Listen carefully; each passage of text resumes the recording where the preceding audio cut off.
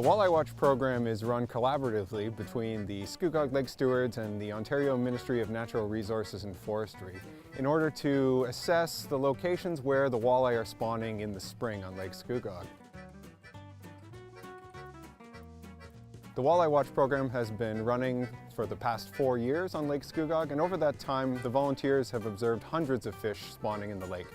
We need volunteers from all parts of the lake. We're looking for the rocky shoreline, so we need people in the east arm, the west arm, north part of the lake, into the Scugog River, into the non-pond river.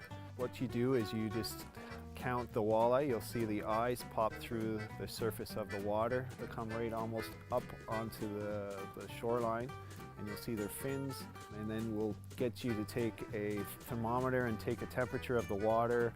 And then you just take environmental factors into consideration, like the temperature of the air, if it's windy, if it's raining, snowing. And then at the end of the season, we transfer all that information to the OMNRF in order to understand where the walleye are spawning. So this helps the OMNRF to keep track of the walleye population, to see whether walleye are using the spawning locations that have historically been identified, and to see if there are any new locations that they might be spawning in that we aren't aware of from before. So the first couple of years of the Walleye Watch were really the most exciting. The first year we really wanted to get the answer, are there walleye still in the lake? And we got a resounding yes to that. Everybody saw walleye. Not in the numbers that we would have expected in the years past, but it's really encouraging to see that they are still here. The secondary question was, of course, are they spawning, and are they successfully spawning at that? One of the things with a walleye spawn is they will trigger and come up and start to spawn, but if you get a cold front that moves in, and the worst case scenario is a refreeze where the lake actually freezes back up again. Those sustained temperatures over a period of even just 3 days can completely eradicate all of the success of that year's spawn, which is really unfortunate, but it's certainly outside of our control. That's Mother Nature.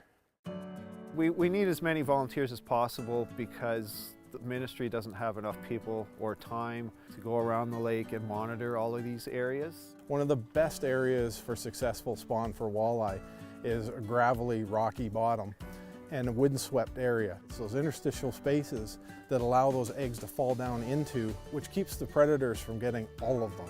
So with the weeds blanketing the bottom of the lake and not broken down, it fills in these areas, and what it does is it leaves the eggs open and exposed to predators in the lake. Understanding where the walleye are spawning is a critical first step in order to understand the changes in their populations and potentially to rehabilitate their spawning habitat in order to bring them back to the lake.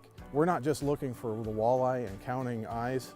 There's a lot more going on here, and there's a lot more being taken into consideration, and that's why all the partners are playing such a big piece in trying to solve this riddle. The Walleye Watch is very important to me because I live on the lake. I've lived on the lake for the past 13 years. I have children, and I want my children to be able to enjoy the fishery as I've been able to enjoy it.